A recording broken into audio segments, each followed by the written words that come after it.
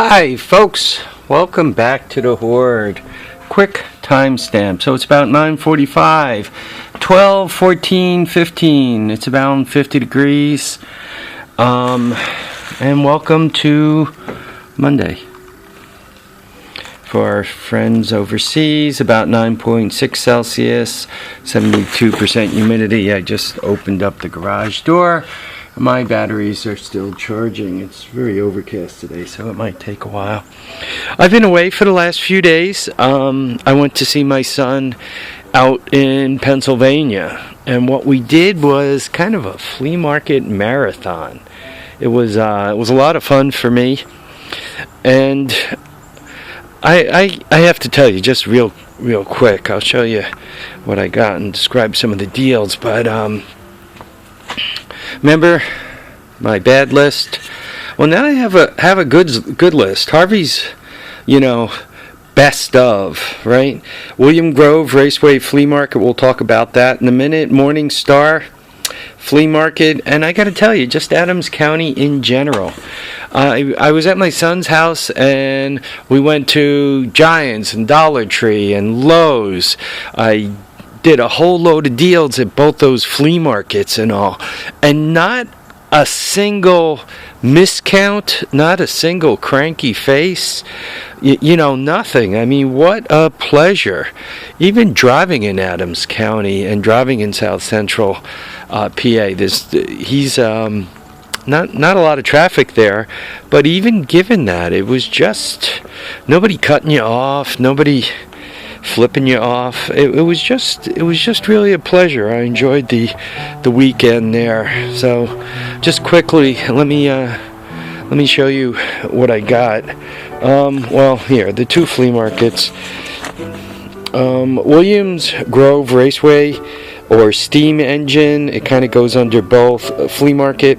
Williams Grove used to be a raceway and an amusement park. As a matter of fact, I looked up a little history on it. The stuff that used to be at the Palisades Park, if you were in Brooklyn looking across to the New Jersey side, I guess, you would see an amusement park, a Ferris wheel, and a roller coaster. And I'm talking about back when I was a kid in the 1970. I guess Palisades Park Amusement Park closed like 1972, and a lot of the rides went to the Williams Grove Amusement Park. And I guess Williams Grove Amusement Park, there was one of the hurricanes that came in, and if you're familiar with that area, it's kind of along a creek right there, and I guess they got flooded out, but they rebuilt it. And I guess the Williams Grove Amusement Park ran, it was up and running until 2005. They tried to sell it and keep it going as an amusement park, but they couldn't find anybody to buy it. So the steam engine people, there's some tracks that go around, and they run some steam engines around there, and they have a bunch of old equipment that they fix up. So the steam engine people bought the land where the flea market is, and they and I guess what they're running the flea market basically to pay the mortgage. I guess there was a flea market there before them. I think it was known as Silver Springs, if you want to go back in ancient history.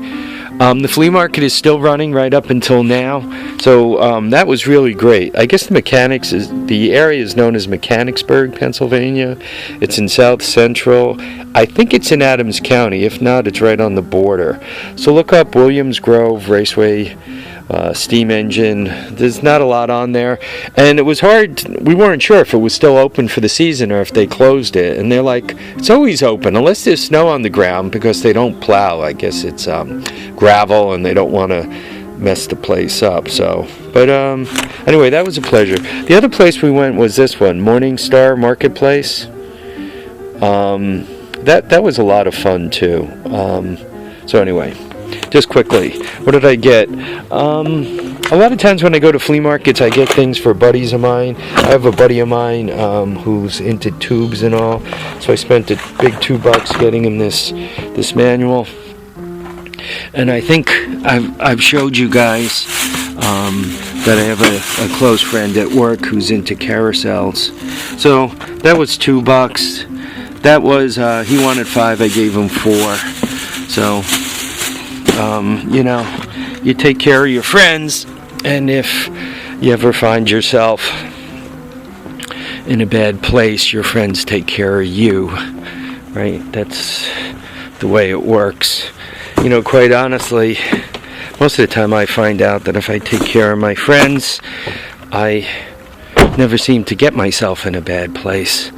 I just, you know, it's like good things smile upon you. All right, let's break it into a couple of different things. This stuff here on this side was $1. All of this stuff was $1, and I got quite the assortment, like $1 worth of wire. These were 50 cents a box. I don't know if you guys have ever used these. What you do if you have to solder a pipe that has water in it, and it keeps coming downstream and cooling off your solder joint, what you do is you jam this up the pipe a little ways, and it stops the water from coming down. You solder your joint up, then you put the torch where they're kind of like little water-filled membranes, and then you put the torch to it. It melts, and the water going by, the gelatin just kind of dissolves in the water. So those things are always very helpful. Off in the barn, I have a bunch of these are actually from a firehouse guy. They were spares, and I guess he got them at some point.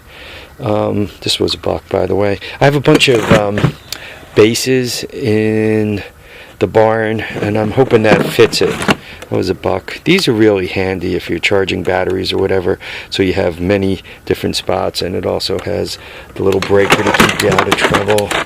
You know, $1. Cables, but what I liked about this was it had the adjuster. You can see the adjuster there and a spare adjuster. So that was $1. These were like $1 each. The light bulbs, you know, everything $1. These were 12 for $1. I got 24. You know, like 50 cent, 50 cent, 50 cent, $1. And not that I wanted a Chex one necessarily, but it's a 12-foot Stanley. And I like that. Not showing you the Stanley part. There you go. There's the Stanley. So it looks like it was never used. These were $1, and you say, big deal, who cares? But this is what it does for you. For the all-in-ones, it gives you a good place to a good way to hang things. We could talk about that later. Little headlight. You can actually strap it to your helmet. What I'm thinking, that helmet mount might make a good way for mounting a camera too. So the hinges, the ones in the package were 3 for $5, and then because I've been short on hinges and I had to go get robbed for it. Then this one here was 50 cents, so 3 for $5. Now I have 4 hinges. These were $1 each. Breakers, $1. They fit my box. Locks were $1 each. 25 cent. 25 cent. The scouring pads were $1. You guys can see that. We already talked about the wire. Ouch. I think those were 50 cent. The knives, I figured I got 2 of each kind for the upper box, lower box. These 2, this one,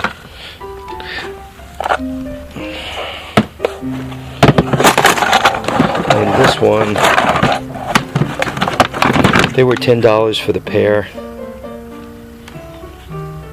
Oh man, and I just broke it. Well, it's hard to keep things nice in the hoard. So that was real reasonable. This was $2. and it shows you whether it's night or morning, right? I have to put that back on. Hopefully it works. I got a centrifugal clutch and a chain. This looks like 41. I gave them $5 for the combo, $2 for the Stanley. These were 3 for $5. This and this, and we bought it because my son had a flat tire with the F-150, so we used one of these on his truck already. So this is one of those spinning ball things. It was $7. That was $4. I've never used these. They're the strange sockets, and supposedly they're lifetime, and supposedly they do, if you look on the side here, they do both SAE and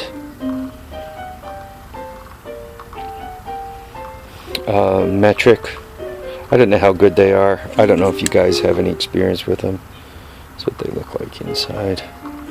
So $8. I figured I'd try him for $8. He was $2. He only, when you put a battery in him and press his foot, he barely says something and then he gets silent. I need a new mascot. My last one went to his new home. I told you guys about my Christmas light fetish, that I like the clear bulbs with where you can see the filament through them. So that was like $1. This was like $2. I got a couple of different colors, and if you look down here, I've got a couple of fresh boxes of them. Those are purely red, 25 on each, right? I gave them for both of these $9. These tailpipes, the pair of them was $5. So yeah, I guess that's, well, other than treats, the Morningstar flea market, there's some Amish folks that work it, and they make whoopie pies. I gotta love Amish treats, whoopie pies. So there you go. There's another guy in there who we call it old candy, like this is probably beyond its date or something, but it's $2 for the whole box of gum. Like he sells jerky for $1 a bag. I don't know, probably made from the real back of the cow. These he sells, I don't know, 2 for $1. So there you go. Oh, even these guys were $1 a bag. And the last thing,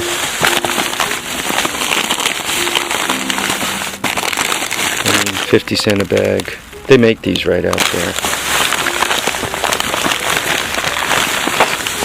Yeah, it was kind of nice to go to some place and not get ripped off. Nobody overcharged me. Nobody messed with me. It was really nice. I've said about my area a few times. Back in the day, IBM used to build mainframes in this area, and the mainframes were like the size of my house, right? And back when the mainframes that were that big, it took an entire county, half the state, to build a mainframe that big. Well, it took the county. Let's not exaggerate too much, because I mean, you had to build steps, and there were causeways, and there were shelves, and there was, I mean, equipment, racks, and screws, and bolts, and angle iron, and you know, everything was specialty. Well, as IBM shrank, the computers shrank, everything shrank. IBM took very good care of its employees back in the day.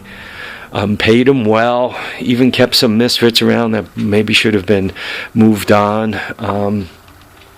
And not only took care of them when they worked there, but they took care of them when they retired. So that made this area extremely expensive. And New York State loved it, because New York State had to put almost no money into this area when it came to schools or anything. IBM was picking up the freight, right? So, and even more than that, because IBM was basically paying all the freight, New York State got used to taxing this area fairly high to help out elsewhere. You know, not slamming upstate. Believe me, I love upstate. But if you go upstate, you know, you have people paying not horrible taxes, you know, a few thousand a year.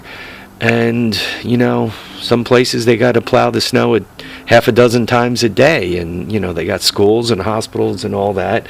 And the folks just don't make enough money to support all those things. So the state helps them out, right? Well, New York State got used to taking from a rich area, which this area was considered, and moving the money to a poor area.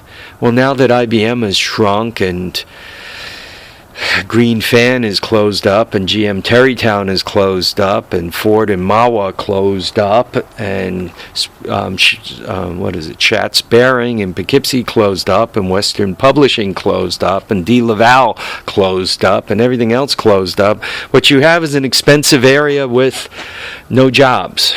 A few jobs did come in. The Gap warehouse came in.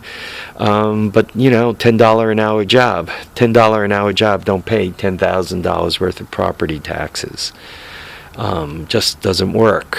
I mean, Walmart came in, but back to the $10 an hour. You know, it's a job. It's not a bad job. But the whole area, given that it's so expensive, you know, people do work those jobs. Sometimes people work 2 and 3 of those jobs, but you really can't get a foot into anything. Or like my son, he took a job on Long Island, and he's got a big shot job, right? He's got an MBA, and he's a business analyst and all that kind of stuff. But Long Island's very expensive, you know. A house down there burning down is probably over $300,000. A decent house is $500,000. Your property taxes are $12-15 a year, and you know, unless you're making in the hundreds of thousands, and you and your spouse are making $75,000 each or something, you just can't get a foot in the door. There are just other places in the country that it's so much easier to do well. Adams County, Pennsylvania is one of them. You go upstate, Oneonta, that whole area, beautiful, and you could do fairly well. One county that's tough upstate is Broome County, another county that IBM and a bunch of other companies, SingerLink and all that, made it really expensive and then pulled out and left all the expensive for the people that were left behind to continue to take care of. Anyway, folks, a few thoughts. I want to thank you all for watching and commenting and subscribing. Remember to keep your feet down, keep your head up.